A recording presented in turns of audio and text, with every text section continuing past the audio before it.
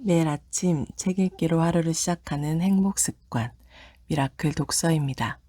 오늘 함께 읽어볼 책은 떨림과 울림, 물리학자 김상욱이 바라본 우주와 세계, 그리고 우리. 김상욱 지음 동아시아에서 펴낸 책이고요. 2021년 4월 8일 알라딘 기준 과학 주간 25일을 기록하고 있습니다. 목차를 먼저 살펴볼게요. 프롤로그 1부 분주한 존재들 138억 년 전 그날 이후 우리는 우리가 되었다. 2부 시간을 산다는 것, 공간을 본다는 것, 세계를 해석하는 일에 관하여. 3부 관계에 관하여. 힘들이 경합하는 세계. 4부 우주는 떨림과 울림, 과학의 언어로 세계를 읽는 법. 부록 지식에서 태도로, 불투명한 세계에서 이론 물리학자로 산다는 것. 목차는 이렇게 되어 있고요. 프롤로그부터 읽어보겠습니다. 우주는 떨림이다. 정지한 것들은 모두 떨고 있다. 수천 년 동안 한자리에 말없이 서 있는 이집트의 피라미드는 떨고 있다. 그 떨림이 너무 미약하여 인간의 눈에 보이지 않을 뿐 현미경으로 들여다보면 그 미세한 떨림을 볼 수 있다. 소리는 떨림이다. 우리가 말하는 동안 공기가 떤다. 눈에 보이지 않지만 공기의 미세한 떨림이 나의 말을 상대의 귀까지 전달해준다. 빛은 떨림이다. 빛은 전기장과 자기장이 시공간상에서 진동하는 것이다. 사람의 눈은 가시광선밖에 볼 수 없지만 우리 주위는 우리가 볼 수 없는 빛으로 가득하다. 우리는 전자기장의 떨림으로 둘러싸여 있다. 세상은 볼 수 없는 떨림으로 가득하다. 볼 수 있는 떨림, 느낄 수 있는 떨림도 있다. 집 앞의 은행나무는 영국 왕실의 근위병같이 미동도 않고 서 있는 것 같지만 상쾌한 산들바람이 어루만지며 지나갈 때 나뭇잎이 떨림으로 조용히 반응한다. 사랑 고백을 하는 사람의 눈동자는 미세하게 떨린다. 그 고백을 듣는 사람의 심장도 평소보다 빨리 떤다. 우주에 숨겨진 비밀을 이해했을 때 과학자는 전율을 느낀다. 전율은 두려움에 몸을 떠는 것이지만 감격에 겨울 때도 몸이 떨린다. 예술은 우리를 떨게 만든다.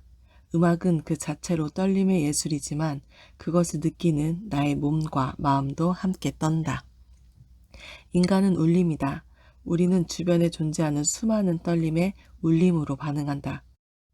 세상을 떠난 친구의 사진은 마음을 울리고 영화 레미제라블의 민중의 노래는 심장을 울리고 멋진 상대는 머릿속에 사이렌을 울린다. 우리는 다른 이의 떨림에 울림으로 답하는 사람이 되고자 한다.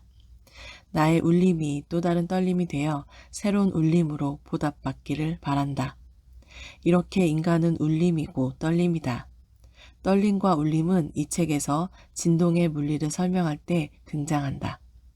진동은 우주에 존재하는 가장 근본적인 물리 현상이다. 공학적으로도 많은 중요한 응용을 갖는다. 따지고 보면 전자공학의 절반 이상은 진동과 관련된다. 이공계 대학에서 배우는 수학의 대부분이 진동을 이해하기 위한 것이라 해도 지나치지 않다. 진동은 떨림이다. 비슷한 말이지만 그 느낌은 다르다. 진동은 차갑지만 떨림은 설렌다. 진동은 기계적이지만 떨림은 인간적이다. 나는 이 책에서 물리학의 가장 기본이 되는 개념들을 소개하려고 한다. 내가 보는 물리의 모습을 사람들에게 말해주려고 한다. 사실 물리는 차갑다. 물리는 지구가 돈다는 발견에서 시작되었다. 이보다 경험에 어긋나는 사실은 없다. 아무리 생각해봐도 지구는 돌지 않는 것처럼 느껴지기 때문이다. 우주의 본질을 보려면 인간의 모든 상식과 편견을 버려야 한다. 그래서 물리는 처음부터 인간을 배제한다. 이 책은 물리학이 인간적으로 보이길 바라는 마음으로 썼다. 인문학의 느낌으로 물리를 이야기해 보려고 했다. 나는 물리학자다. 아무리 이런 노력을 했어도 한계는 뚜렷하다. 그래도 진심은 전해지리라 믿는다. 내가 물리학을 공부하며 느꼈던 설렘이 다른 이들에게 떨림으로 전해지길 바란다. 울림은 독자의 목이다. 이 책은 경향신문에 연재한 김상욱의 물리 공부를 기초로 하고 있다. 다른 매체에 쓴 여러 글을 모아 녹여서 완전히 새로운 결과물이 탄생했다. 나의 글들이 새 생명을 얻는 것은 순전히 조윤아 편집자의 공이다. 고향같이 편안한 동아시아 출판사에서 책을 내게 되어 듬직한 느낌이다. 한성봉 사장님께도 감사의 마음을 전한다. 나의 떨림을 가장 먼저 울림으로 받아주는 가족에게 이 책을 바친다. 일부 분주한 존재들. 138억 년 전 처음으로 반짝이던 빛. 어둠으로 충만한 우주에 빛이라는 존재가 있다. 계약직 연구원으로 독일에 도착한 첫날, 숙소가 어둡다는 것을 깨달았다. 천장에는 형광등이 아니라 전구가 달려 있었는데 그나마도 밝은 흰색이 아니라 다소 옅은 노란색이었다. 우리 집만 그런가 하여 창문 너머 다른 집들을 둘러보니 자정 가까운 시간이었다고 해도 불을 밝힌 집이 거의 없었다.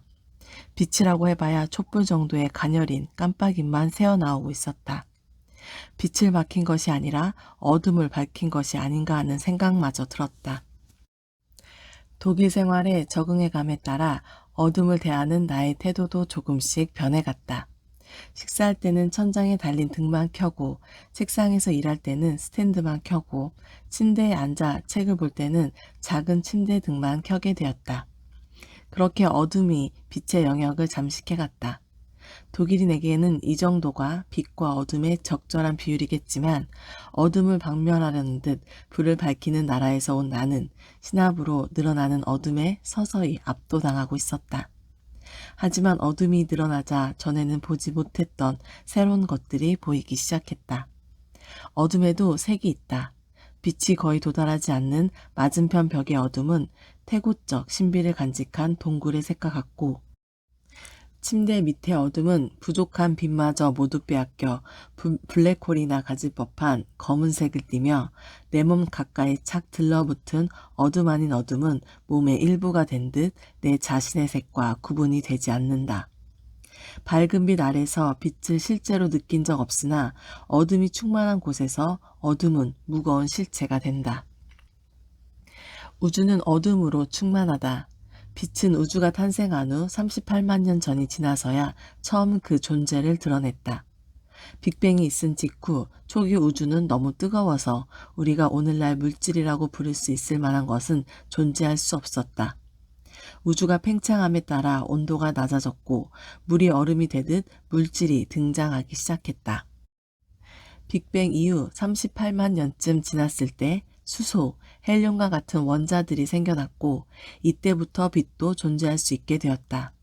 이 이전에는 빛과 물질이 한데 뒤엉켜 어떤 것이 있을 뿐 빛은 홀로 존재할 수 없었다. 이때 탄생한 빛은 지금까지 우리 주위를 떠돌고 있다. 이 빛은 우주 배경 복사라 하며 그 발견에 노벨 물리학상이 주어지기도 했다. 우주는 38만 살 되던 해 자신의 모습을 빛에 남겨놓는 것이다. 빛이 탄생한 건 138억 년 전이다. 하지만 우리는 불과 150년 전 빛이 무엇인지 알게 되었다. 우리는 대부분의 정보를 빛을 통해서 얻는다. 천문학에서 우주에 대해 얻는 정보는 대부분 빛을 통해서다. 과학은 빛에 비쳤다고 할 수 있다. 물리학도 예외는 아니다. 물리의 실험 데이터는 대개 빛으로 얻는다. 빛을 모르고 할 수 있는 일은 없다. 인간의 오감 중 가장 중요한 감각은 시각이 아닐까? 뇌의 60% 가까이가 시각 처리에 쓰일 정도다. 인간이 눈을 가지고 있지 않았다면 지금과는 상당히 다른 모습으로 물리학을 발전시켰을 것이다. 그런 조건에서도 물리학이 존재하는 게 가능하다면 말이다. 본다는 것. 우리가 빛을 통해 사물을 볼 수 있다면 빛을 이용해 보이지 않게도 할 수 있을까? 2006년 존 펜트리 박사는 빛의 원리를 이용해 투명 망토를 구현하고자 했다. 어떤 원리에 착안한 것일까? 빛은 직진한다. 물체를 떠난 빛은 일직선으로 진행하여 눈에 도달한다. 뇌에서는 빛이 일직선으로 진행해 왔다는 가정하에 물질의 모습을 재구성한다. 이 때문에 수많은 착시가 일어난다. 예를 들어 돋보기로 보면 물체가 커 보인다. 돋보기의 유리 표면에서 빛의 방향이 바뀌었지만 눈은 빛이 꺾이지 않고 직진해 왔다고 생각한다. 결국 물체가 존재하지도 않는 곳에서 빛이 출발했다고 착각하는 것이다. 그 결과 물체가 커 보이게 된다. 돋보기의 유리 표면에도 빛이 꺾이는 현상을 굴절이라고 한다. 존 펜트리 박사는 빛의 굴절 현상에 주목했다. 아이가 방을 어질렀어도 아이가 하는 행동을 거꾸로 되짚어가며 정리하면 결국 방에는 아무 변화가 없는 것처럼 보일 것이다. 굴절을 잘 디자인하면 빛이 물체를 지니면서 생긴 변화를 상쇄시킬 수도 있다. 그러면 결과적으로 빛이 아무 변화 없이 물체를 지나간 셈이 된다. 빛이 물체를 만나지 않은 것처럼 지나갔기 때문에 마치 물체가 없는 것처럼 보인다. 존 펜드리 박사가 구현한 투명 망토는 성공했을까? 안타깝지만 존 펜드리 박사의 투명 망토는 마이크로파에서만 작동한다. 빛은 주파수에 따라 마이크로파, 전파, 적외선, 가시광선, 자외선, X선, 감마선 등 여러 종류로 나뉜다. 우리는 이 가운데 가시광선만 볼 수 있다. 빛의 굴절을 이용해 구현이 가능하더라도 가시광선에서는 작동하지 않기 때문에 이 투명 망토를 써봐야 인간의 눈에는 잘 보인다는 의미다. 본다는 것은 생각보다 자명하지 않다. 세상에는 우리에게 보이는 빛보다 보이지 않는 빛이 더 많다. 뉴턴은 운동 법칙을 만든 것으로 유명하지만 빛을 제대로 연구한 서양의 첫 과학자이기도 하다. 진동수가 다른 빛은 굴절하는 정도가 다르다. 이것을 분산이라고 한다. 예를 들어 유리 표면에서 빨간색 빛은 조금 꺾이고 보라색 빛은 많이 꺾인다. 그래서 빛이 프리즘을 지날 때 색깔별로 분리된다. 뉴턴은 프리즘을 가지고 흥미로운 실험을 했다. 빛이 프리즘을 통과하면 무지갯빛으로 분리된다. 분리되어 나온 빨간 빛만 다시 프리즘에 통과시키면 더 이상의 분리는 일어나지 않는다. 이제 뉴턴은 분리된 무지갯빛 전부를 렌즈를 모아서 프리즘의 반대로 다시 보내보았다. 그러자 흰빛으로 돌아왔다. 즉 흰빛은 여러 색의 빛이 모인 것이다. 빛은 그 자신이 이미 모든 색을 가지고 있다.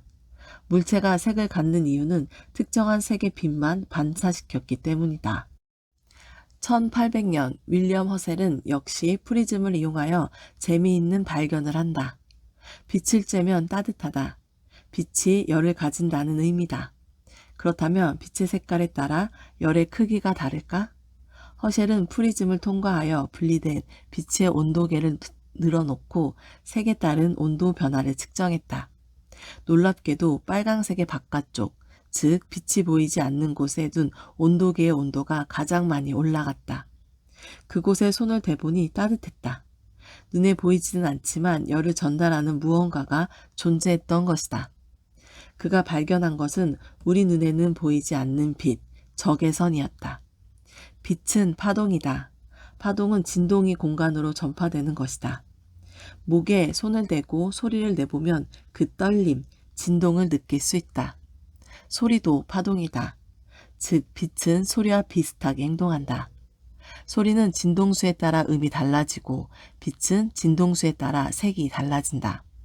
아주 느리거나 빨리 진동하는 소리는 인간이 들을 수 없다. 이런 소리를 초음파라고 한다. 들리지 않는 소리가 있듯이 보이지 않는 빛이 있다. 눈에 보이거나 귀에 들리는 것이 세상의 전부는 아니다. 공명하는 빛. 거리에 서 있는 가로수는 움직이지 않고 있는 걸까? 정지한 물체는 가만히 있는 것처럼 보인다. 그렇지만 보이는 게 전부는 아니다. 거리의 가로수는 보이지는 않지만 떨리고 있다. 정지한 물체는 모두 진동한다. 당신이 있는 건물도 진동하고 있다. 진동이 너무 작아서 못 느낄 뿐이다. 모든 물체는 고유한 진동수를 갖는다.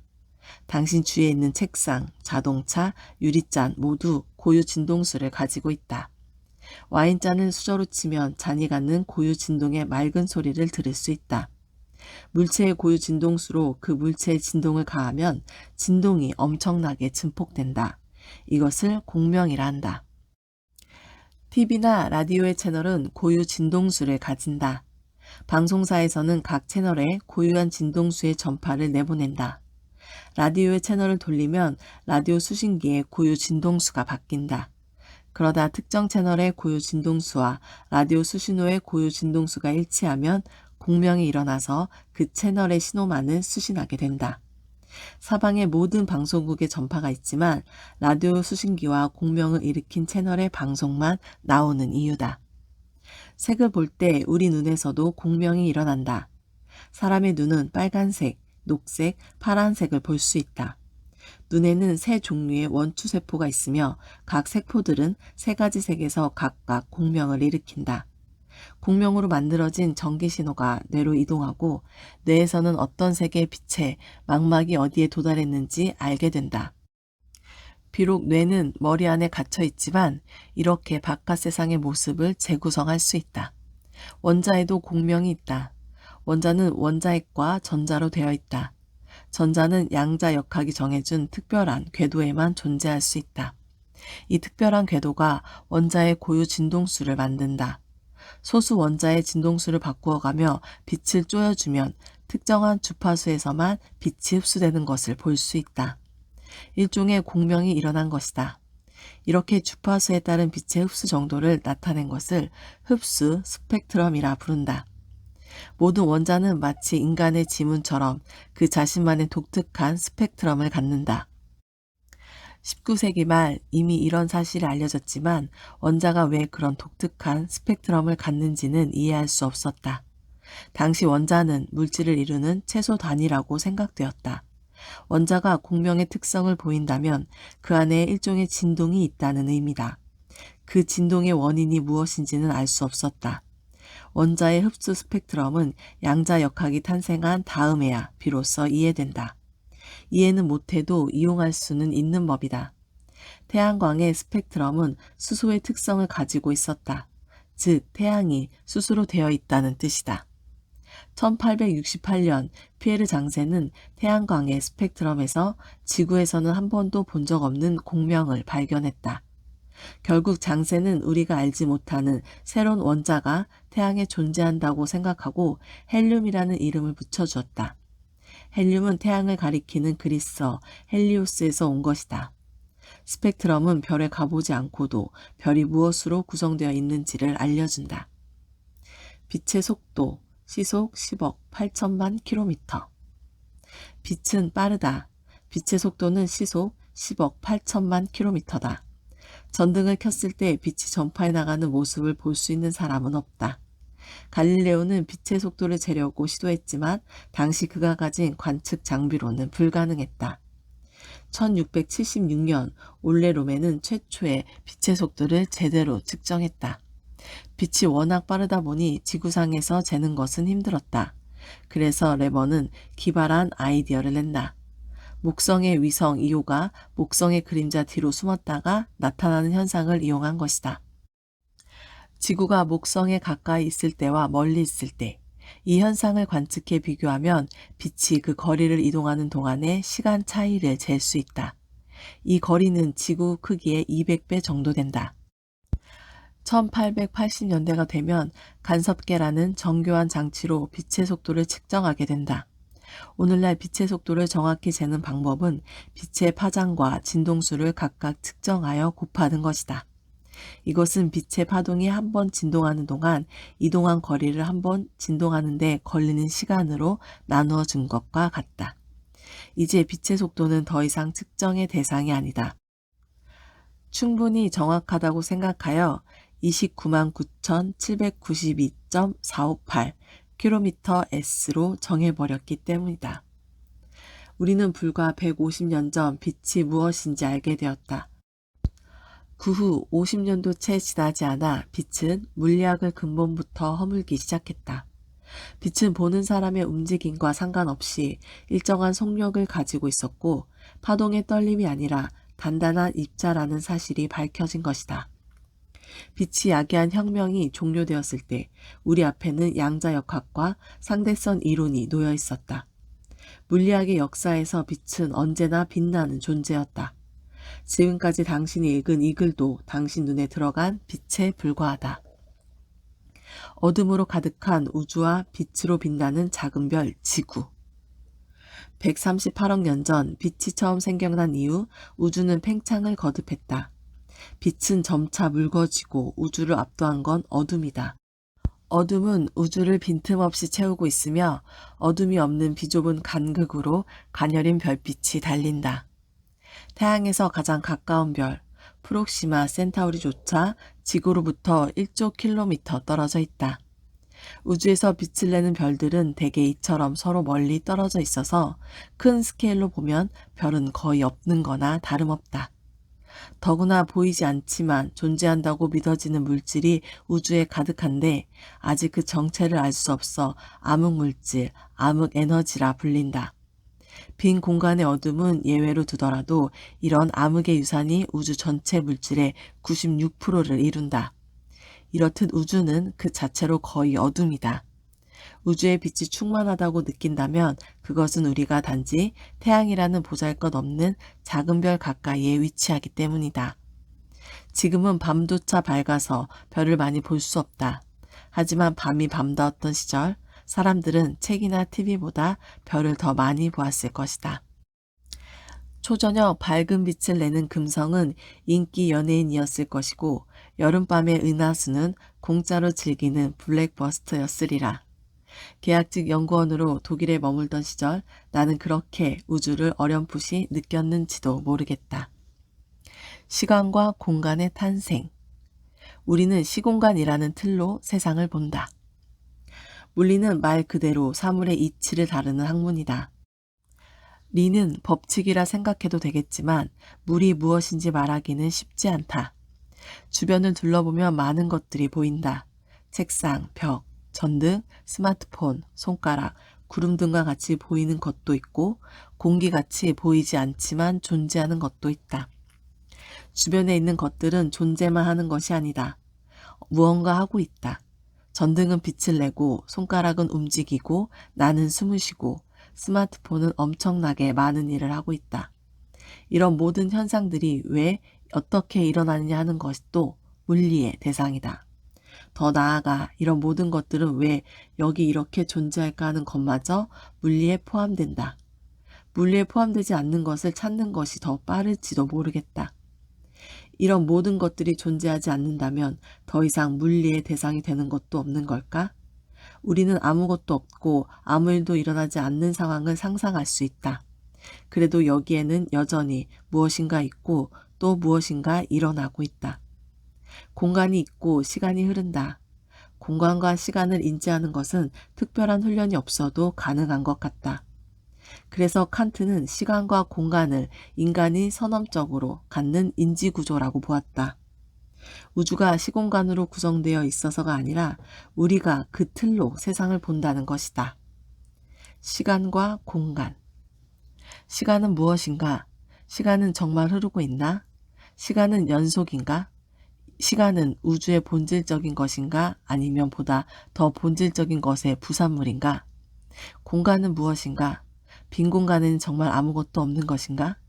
공간은 몇 차원인가? 공간은 평판한가? 공간이 있다고 할 때 정확히 무엇이 존재한다는 것인가? 시간과 공간에 대해서는 모르는 것이 너무 많다. 138억 년 전 빅뱅으로 시간과 공간도 함께 생겨났다. 하지만 시간과 공간이 뭔지도 모르는데 그것이 생겨났다는 말은 무슨 뜻일까? 시간의 시작점이 있다면 그 시작점 이전의 시간은 어떤 의미를 가질까? 빅뱅 이론은 지금의 우주가 팽창하고 있다는 관측 결과에서 추론된 것이다. 낙하하는 사과를 보면 나무에서 떨어졌다는 것을 알듯 팽창하는 우주의 시간을 돌려보면 한 점에서 모이게 된다.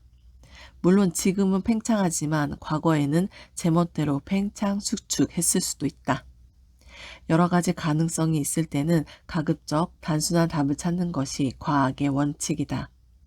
일정한 속도로 우주가 팽창했다고 보는 것이다. 빅뱅은 단순히 공간만의 탄생이 아닐까 의문을 가질 수도 있다. 시간은 계속 흐르고 있었고 어느 순간 공간이 생겨난 것이라고 말이다. 우리는 시간이 존재하지 않는 상황을 경험한 적이 없기 때문에 이런 생각을 하는 것도 무리는 아니다. 칸트라면 시간이 존재하지 않는 공간이나 공간이 존재하지 않는 시간 따위는 애초에 생각하는 것 자체가 불가능하다고 말할지도 모르겠다. 사실 빅뱅의 이론적 기반은 아인슈타인의 상대성 이론이다. 빅뱅, 그러니까 시간과 공간이 한 점에서 출발했다는 것은 상대성 이론의 방정식을 수학적으로 풀었을 때 가능한 답의 하나에 불과하다. 놀랍게도 이 이론은 시간과 공간 그 자체를 다룬다. 어떻게 시간과 공간을 기술하는 이론이 가능할까? 시간과 공간은 기술의 대상이 아니라 기술의 기본 전제가 되어야 할 것 같은데 말이다. 물리에 쓰이는 언어는 그것이 일상 언어로서 갖는 의미와 다를 때가 많다.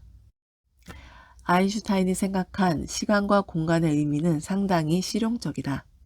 시간이란 시계로 읽는 두 사건 사이의 간격이다. 공간이란 자로 읽은 두 지점 사이의 거리다. 이 정의에는 시간과 공간의 본질이 무엇인지는 들어있지 않다. 엄밀히 말해서 이것은 시간과 공간 그 자체가 아니라 시간과 공간을 기술하는 물리량을 의미한다. 우리가 알 수 있는 것은 이것뿐이니까. 우리가 느끼는 시간과 공간은 측정 결과 얻어진 결과물이다.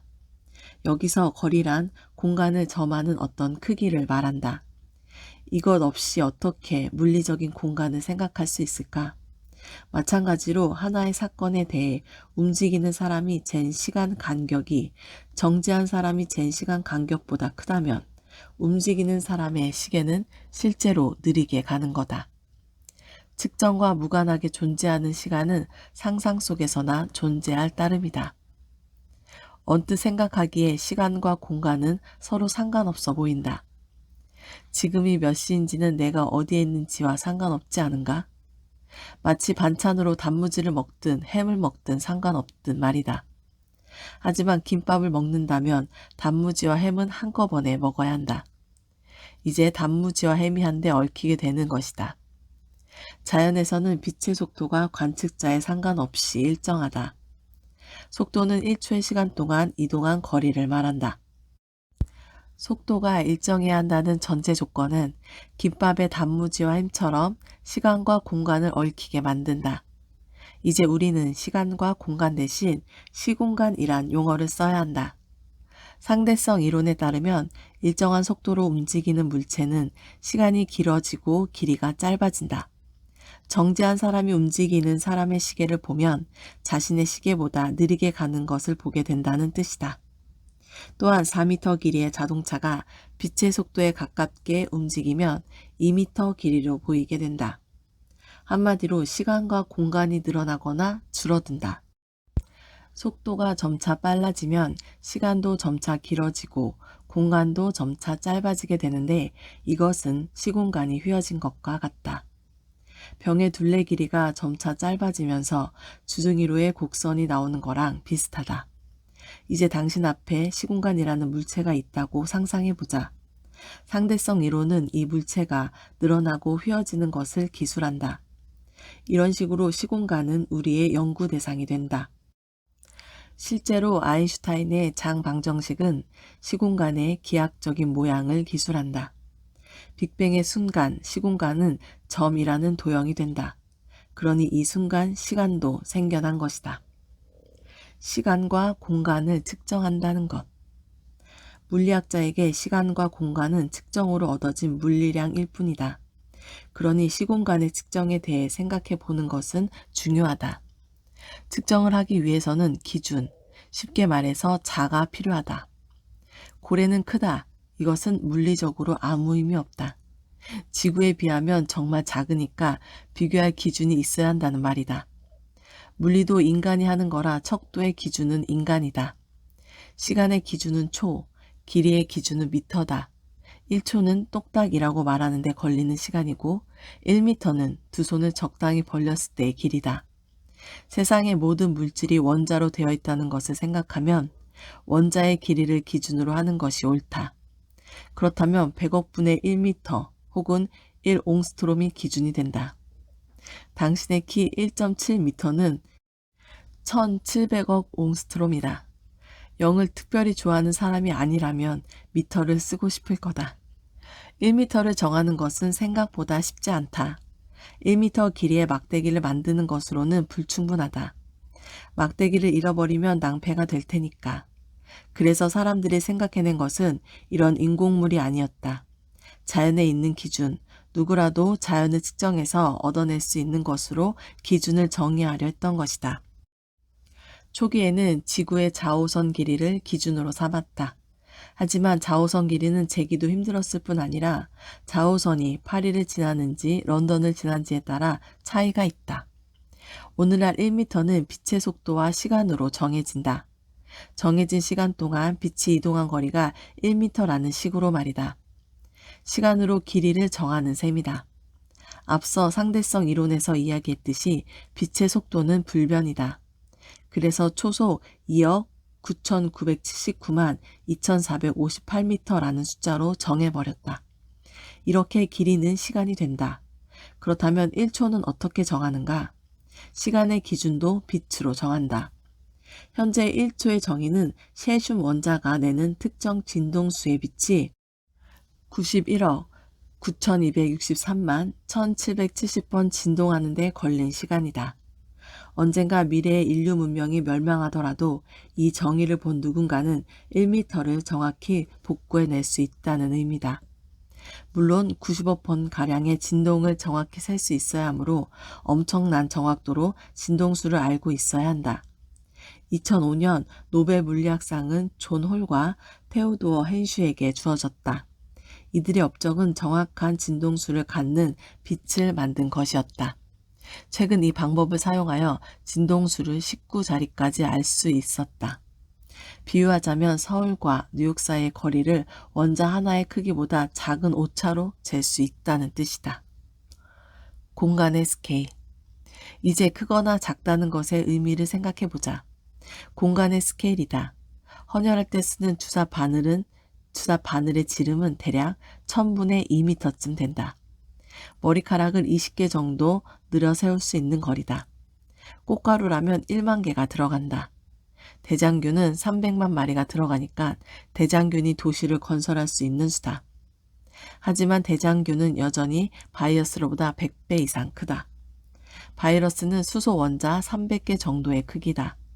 원자가 얼마나 작은지 알 수 있을 거다. 하지만 원자도 내부 구조를 가지고 있다. 원자핵은 원자 크기의 10만 분의 1에 불과하다. 이 안에 양성자와 중성자가 들어있고 이들을 더 쪼개면 쿼크가 존재한다. 여기까지가 물리학이 실험적으로 도달한 가장 작은 스케일이다. 이런 극도로 작은 공간도 우리가 사는 공간과 같은 성질을 가지고 있을까? 서울 부산 거리는 약 40만 미터. 서울을 출발하여 동일한 위도를 따라 지구를 한 바퀴 돈다면 이 거리의 80배가 된다. 달은 서울 부산 거리의 대략 1000배 정도의 거리에 있다. 태양까지의 거리는 서울 부산 거리의 40만 배가 된다.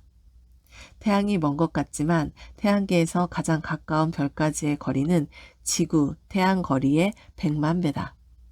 우리 은하에서 가장 가까운 안드로메다 은하에 가려면 지구, 태양 거리의 1000억 배를 가야 한다.